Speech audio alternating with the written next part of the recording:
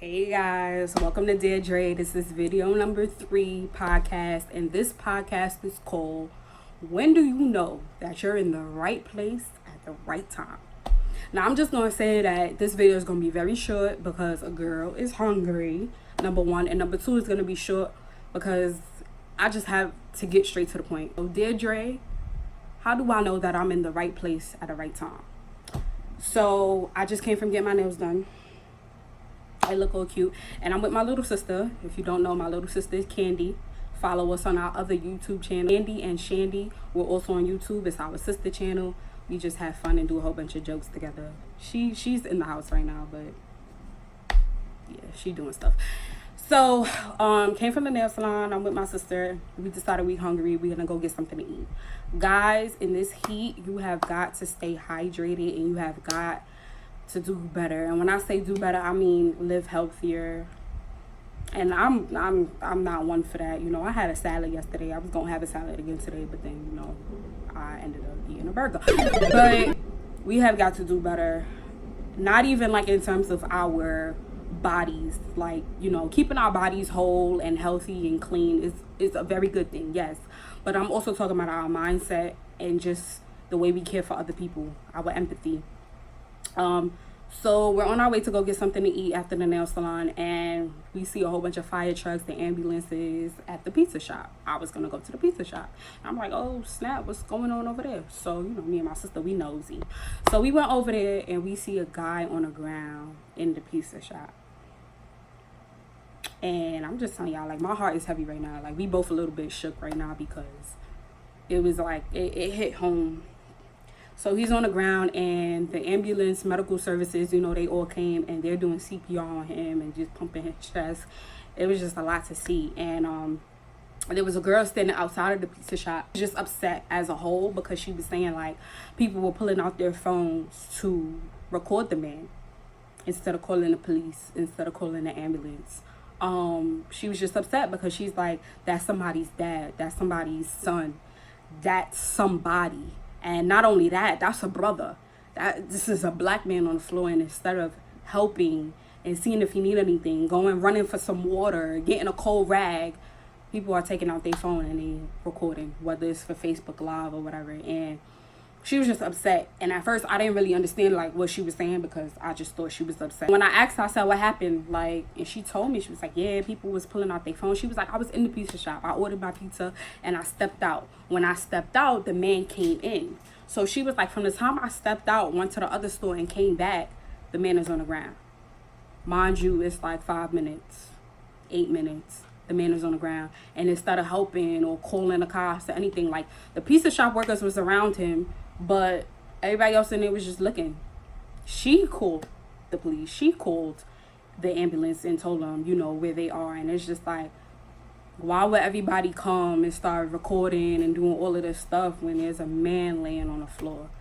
And my thing, I have a whole thing about that too, because everybody want to do Facebook Live. Everybody want to be on Facebook and show people, like, but when it's somebody's life in danger, when it's an actual person, like, why are we so quick to pull out our phones and record instead of trying to help? Like, when was that shift? Why did it happen? And why is it the main thing to do now instead of helping and empathizing and being there for somebody?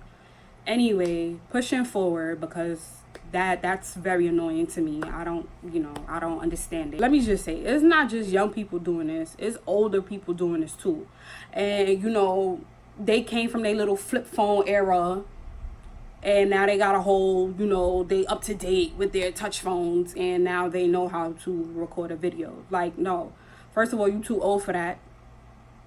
And I'm not even saying too old for the phone. No, you're right for upgrading your phone, but you need to upgrade your mindset. Now you need to be the one. You need to be the one to tell people put their phone away and help out them. Where are the elders? Like, the elders have now become the youngsters. So who's leading us to the promised land? Who's leading us to where we need to go? I'm still looking. Yeah. That was for y'all out there. But pushing forward, we standing outside, still trying to see what's going on. I'm like in my head just like, yo, I hope this man gets up. Like, I hope he leaves here. I know he's gonna leave here on a stretcher, but I hope he leaves here like sitting upright and talking. Then his daughter comes outside. Did not know this was his daughter. Did not know he came in with anybody else. And the girl that ordered her pizza, that called the cops, she didn't know he came in with anybody either. And she's like, this girl is like crying. I don't know how old she is. She's probably like 13, 14.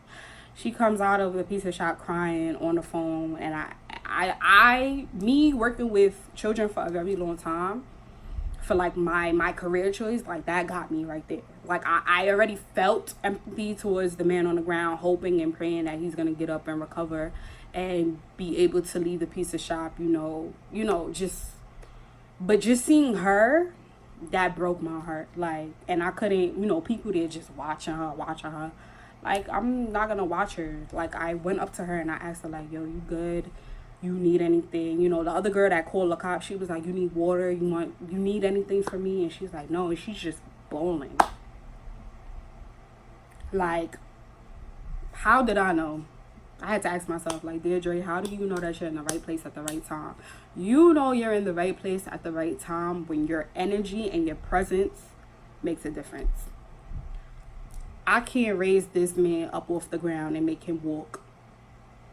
I can't just snap my fingers and he gonna open his eyes and be awake. Like, no. I had to pray. Because that's what I grew up knowing, is when something's happening and you cannot control it, you speak to the person who can control it, which is God and only Jesus. And I just could do nothing else but pray. In my head, in my heart, inside of me, I didn't say it out loud verbally just yet, but inside of me, I was just like, talking to God. Because seeing this girl crying, like seeing her father on the floor like that and crying, and not having anybody else, any other family members with her, and nobody saying anything to her, that broke my heart. So I went up to her and told her, keep the positivity. Keep speaking positive. Keep thinking positive. He's going to be okay. You keep telling yourself that. Keep telling yourself that. And I don't know if he's going to be okay. I'm praying that he's going to be okay. But the worst thing to do is to just think bad. Think the negative, because then you live the negative. You got to think positively. And at that moment, that little girl needed somebody to say something to her. That little girl needed somebody to hug her. That little girl needed somebody to say, you need anything from me? She already going crazy. You don't need to be staring at her like, oh my God, so sad. No. And this is our people. This is your young queen. And again, I'm saying, where are our mentors? Where are our leaders? There were a whole bunch of other older people than me and the girl that called the cops. I'm sorry, not girl, the queen that called the cops. There were older people out there, whether they were Hispanic or they were black. Are the mentors? We're the wise people that's gonna, come hold this child. Like, I couldn't just stand there and watch. I had to go to her and physically give her a hug, because she needed that. She needed somebody to tell her, you are going to be okay. Your father's going to be okay. And you just need to keep focused. Keep thinking positive. He's going to be okay. She needed that. And, it took a while. The man left on a stretcher, but they were still doing compressions on him. And I'm praying and hoping that he makes it through it. And I just, as I'm seeing him pull him out of the pizza shop and transport him to the ambulance, all I could say out loud, that's when I said out loud, in the name of Jesus, because I can't do anything. It is not in my control. I can do nothing but pray and watch and encourage. At that point in time, that's all I know. I don't know if you guys out there know what to do when something is happening, but me, how I grew up, when something is going crazy and you have no control over what's happening before your very eyes, there is one name to call, and that's the name I called, because I knew nothing else. I didn't know what else to do but to do that. And they took him, and the daughter went in the other ambulance to go to the hospital. She was on the phone with her mom, and I'm just praying that everything happens. We have to do better. We have to do better as a community. People out here, and they looking at this man because this is not their family. The girl crying is not their daughter. It's not their cousin. But this is our people. We are one. We are one. So it's not about, oh, that's not my family, that's not my person. Like, no, this is your brother, this is your sister.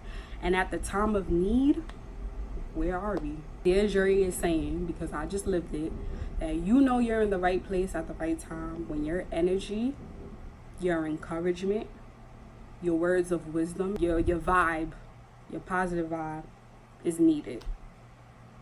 And it was needed. So I'm hoping and praying, and if you're watching this video, hope and pray too. We don't know. I don't know this man by name. I don't know the girl by name. But it doesn't matter. That's a brother. That's a sister. That's a young queen. That's a king. We gotta do better as a community, y'all. Peace out. Have a good day. Stay safe out there. This is Dear Dre, episode 3.